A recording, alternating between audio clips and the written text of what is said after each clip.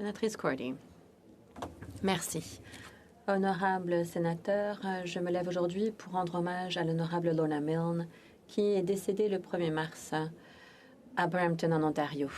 Lorna a été nommée au Sénat du Canada par le premier ministre Jean Chrétien en 1995 et y a siégé jusqu'à sa retraite en 2009. Lorna a été vice-présidente du caucus libéral national au Sénat de 2006 à 2009, ainsi que présidente de l'Association parlementaire Canada-Europe de 2004 à 2008. Au cours de son mandat au Sénat, elle a été présidente du comité du règlement des procédures et des droits du Parlement, lorsque le poste de conseiller sénatorial en matière d'éthique a été créé à la suite de la recommandation du comité.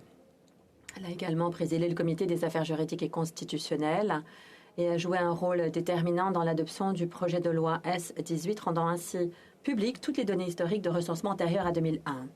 Et au cours des années suivantes, a permis aux Canadiens de décider s'ils souhaitaient ou non que leurs informations soient rendues publiques.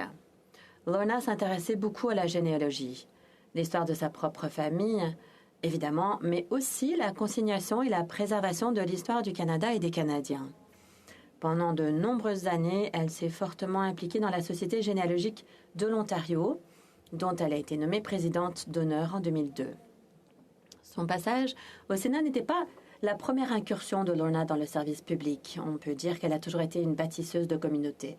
Dans les années 80, elle a été présidente de l'unité North Peel de la Société canadienne du cancer et coordinatrice de la Fondation des maladies du cœur de l'Ontario. Elle a également siégé pendant des années au conseil d'administration du YMYWCA de Brampton.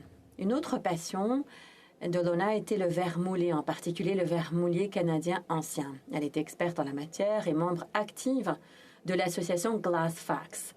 Il est bon d'admirer la beauté quotidienne des choses qu'on pourrait trouver anodines, les objets que certains pourraient considérer comme purement fonctionnels. Lorna les tenait à la lumière et appréciait toutes les couleurs qu'ils reflétaient leurs motifs complexes. Honorable sénateur, il s'agit là d'une capacité qui est rare et toute particulière. J'adresse mes plus sincères condoléances à la famille et aux amis de Lorna pour la perte d'une épouse, d'une mère et d'une grand-mère chérie.